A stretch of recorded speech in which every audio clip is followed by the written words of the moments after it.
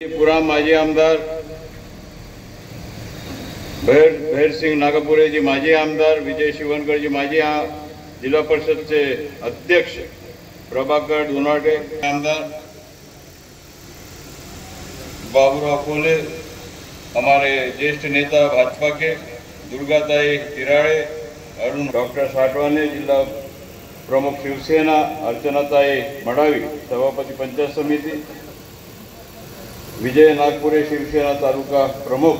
इन्होंने जो यहाँ पर जो विकास किया है इस तीनों जिलों तक,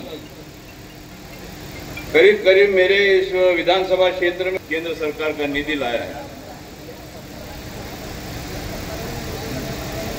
अरे बोलो कौन से भाषा में? मराठीत बोलू का हिंदी मध्ये बोलू? ठीक आहे, मराठीत बोलतो. आता महाराष्ट्रामध्ये आहोत, मराठीत बोलला पाहिजे. विदर्भ सतीश चतुर्वेदी यांनी नाना पटोले यांच्या भावी मुख्यमंत्री असा उल्लेख केला. ते स्वप्न आहे. आमच्यातले सगळे वसुलेले भाजपामध्ये गेले असा आरोप संजय राऊत यांनी केला. ते संजय राऊतांना सवय झालेला आहे कोणावर टीका करायचं, काही बोललं तरी चालेल. ते स्वतः जेलमध्ये जाऊन आले. अशोक चव्हाण भाजपामध्ये आणि अरविंद केजरीवाल जेलमध्ये असा सवाल सुप्रिया सुळे आणि जयंत पाटील यांनी केला. हे पॉलिटिकल व्ह्यू असतात लोकांचा, ते सगळं व्ह्यू आपल्या समोर ठेवतात. देवेंद्र फडणवीस हे पवार घराण्याला संपवण्याचं काम करत असा आरोप सुप्रिया नाही, हे चुकीचं आहे. कोणी कोणाला संपवू शकत नाही.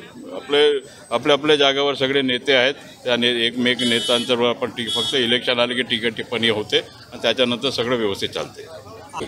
नाशिक लोकसभेसाठी छगन भुजबळ यांचं नाव आलंय, पण मराठा समाज त्याला विरोध करा.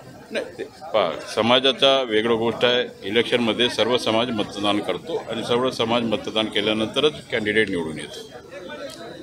धन्यवाद. बाबा काय सांगाल की सांगलीमध्ये भाजपाने ते नाराज आहेत, त्यांनी संजय राऊत यांची भेट घेतली आहे. कुठे? सांगली? सांगली. नाही, सांगलीमध्ये नाराज कोण आहेत काय आहेत हे आता आम्हाला माहीत नाही. ते आपण सांगत आहेत आम्हाला माहीत झालं. परंतु सगळं जे काय असेल ते नाराजी दूर होईल आणि जे काय आम्ही जे आता चित्र दिसेल तुम्हाला ते भाजपाचा जे उमेदवार असतील ते निवडून येतील. अशोक